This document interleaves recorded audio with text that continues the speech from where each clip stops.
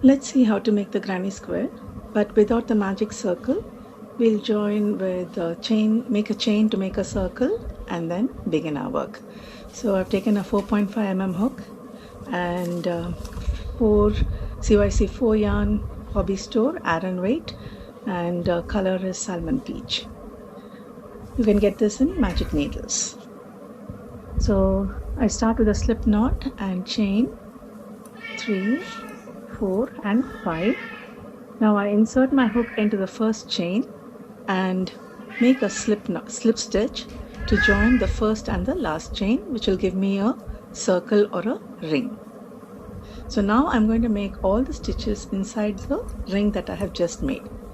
Since this granny square is made of double crochet, I use chain 3 as my first stitch. I grab the starting yarn tail along with the circle, keep it behind my work and make the double crochets inside the ring. So I do 1 double crochet and the second double crochet, yarn around. Don't keep the loop at the base and don't keep the yarn too tight that you won't be able to pull the tall loop. Pull up a tall loop so that you get a nice tall stitch. So now I have, including the chain 3 double crochets. I create the corner by doing chain 2, yarn around, insert the hook into the circle, grabbing the yarn tail also behind, have 3 loops, yarn around, take off 2, yarn around, take off 2. That's your double crochet. So make 2 more double crochet in the ring. So I'm just going into the center of the ring, grabbing the yarn tail and pulling the loop inside and finishing the double crochet. So I'm not pausing to teach how to do the double crochet because I assume that you've learned how to do it. So showing once again where I insert the hook. The yarn tail is also on the hook, but just to hold it so that I can work over it. So I got the second set and now the next corner. So I did the first set, the first corner and the chain 2, which is the second corner. Now again yarn around the hook, go inside, pull up a tall loop and complete the double crochet. Now as I work with the yarn tail around, holding it behind, you'll see that if I pull the yarn tail, I'll be able to close even the tiny circle shut. Let's continue and make the last set. I'm going to make 3 double crochets. Please pardon my cat, just needs some attention. Yes, baby. So here I have made 4 sets. Each set has 3 double crochets and I've made 3 corners. For the last corner, I don't want to do chain 2. Instead, I want a seamless join. That is, I want my hook and the yarn to be in the correct place when I start. Now you see I've pulled the yarn tail closed and even the tiny circle which I created with chain has closed up nicely. Count the third chain, 1, 2, 3, insert hook, grab a yarn. Now you have 3 loops, yarn around and pull through all 3. So I've used half double crochet as a stitch to form my last chain 2 space.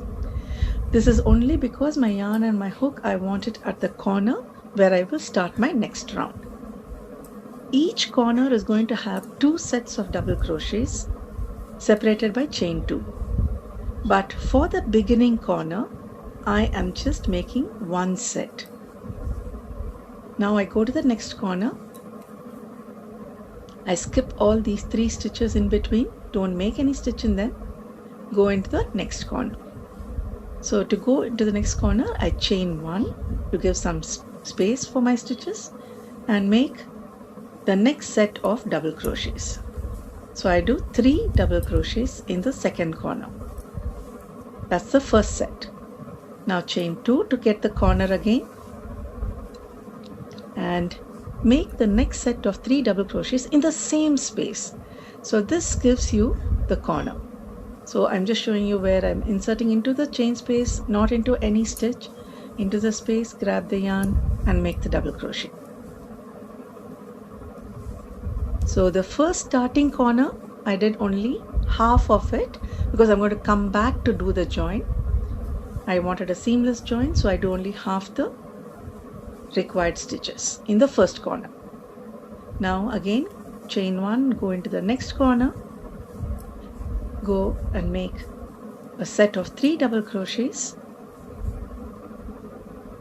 pull up a tall loop so that your double crochets are all the nice even height, chain 2, and make the next set also in the same space. So each set constitutes one unit. Each set of 3 double crochets constitutes one unit. Sometimes people call it a cluster, but make a note that it's not the cluster stitch, but a group of 3 double crochets. So I make 3 double crochets into the next corner, chain 2, and again 3 double crochets in the same corner. Now this brings us to the starting of the round, where we did only half of it. So I'll show you again. I started my round, and then second and third and fourth corners I've done completely. Now I have to go back to the first space and complete that corner. The reason I'm doing this is because I'll be able to join with half double crochet and make sure that my hook and yarn always start in the corner. This way I can avoid the bulky slip stitching which needs to be done to get my hook into the correct position where I need to begin a round. So I've done 3 double crochets in the very first corner, which will complete that corner as well. So here, instead of doing chain 2, yarn around, count to the third chain of the first chain 3 we made. 1, 2, 3. Insert the hook, grab the yarn. You have 3 loops on hook, yarn over and pull through all 3. So we have made the second round as well. In the second round, we worked only in the corners. Now for the third round, I'm again going to start in the corner and start only with partial corner, which is chain 3 and 2 double crochet. So this is made in the space that is created by the join with the half double crochet. Chain 1. Now before I reach the next corner, I have one more space. So I go into that space, yarn around, pull up a loop, don't keep it short, pull it nice and tall, and make the double crochet. So I do one set of 3 double crochets here. If that string is too taut, you won't be able to pull up a loop. So relax your finger a little bit, your left forefinger, assuming you're right-hander.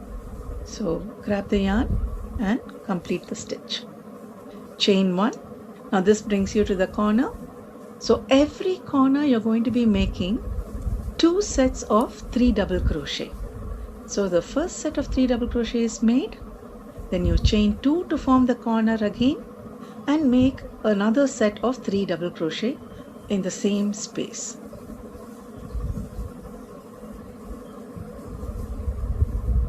Now this will bring you to the next side. So if you notice, I've started there, I've done partial corner, then one set in the middle, then I've come to the corner, and that has helped me. When I put 2 sets there, it helps me to turn to make the stitches in the second side and reach the next corner.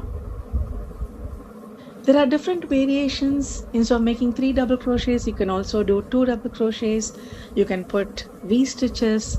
The possibilities are endless, but this is a very simple granny square, a traditional granny square, where you skip the stitches and you make stitches only in chain spaces. So each time you will be making 3 double crochet, chain 2, 3 double crochet in the corners and one set of 3 double crochet along the side till you reach the corner. So in the same space, 3 double crochets, chain 1 and go into the next space. This is the space before the corner, not the corner space. So here also you do one set, which is 3 double crochets, chain 1 and go to the next corner.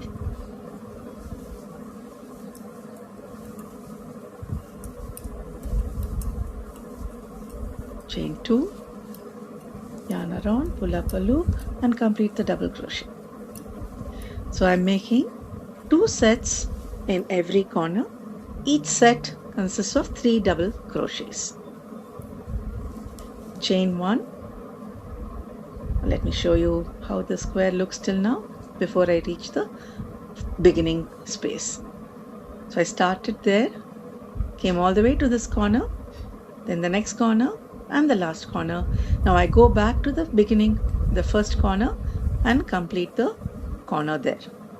Chain 1. I have a chain space before the corner, so do 1 set of 3 double crochets there. Don't keep it small, keep it tall so that your stitches are all the same height, and complete the set of 3 double crochets. Chain 1 again, go back to the beginning, and in the same space create the last set which will complete the first corner. So every time I start my corner, it's an incomplete corner, and every time I end the round, I complete that corner. So this is how I do a seamless granny square. So now once I've joined it, that will be joined to the third. That's a corner. You have 2 sets of 3 double crochet. Again 2 sets, 1 set, 2 set, 1 set and 2. So now I join with half double crochet to the third chain. So 1, 2, 3. Yarn around, pull up a loop, pull through all 3. So every time you see that there is 1 extra chain 1 space between the corners. So you can see that the first one which I made using magic circle, and this one using chain. So here I have the corners, the 4 corners, and every time the chain space between each corner increases by 1. The corners are always 3 double crochet separated by chain 2, 3 double crochet, and the sides will have 1 set of 3 double crochets. Now I cut the yarn. Please make sure you leave at least a 6-inch tail so that the yarn doesn't come undone if you were to wash your project. Just pull it through. Now I can't leave the end like this, and I'm going to show you how I weave in my ends by pulling through the stitches on the reverse. I'm using my crochet hook to bring my yarn closer to the starting so that I'll be able to knot these 2 ends together. So I insert my hook so that in such a way on the reverse side, in such a way the yarn does not show through on the right side. Now I will use a tapestry needle, a blunt needle, but I'm lazy here just using the crochet hook to show you how to do it if you do not have the tapestry needle. So you have to be careful so that you don't snag the yarn, you don't snag the stitches. Insert it in any order, in any direction, zigzagging your way to the start. So this way I am going to bring the finishing tail and my starting tail close enough so then I can use my overhand knots and secure the tails. This is what I was telling you about. Don't snag these stitches. Make sure you pull in so nothing is shown on my right side. That's good. So use my crochet hook to bring it close. Don't pull it too tight so that it will cup the square. So one more time in the starting round, the end tail is brought close, and now I'm going to try and make an overhand knot.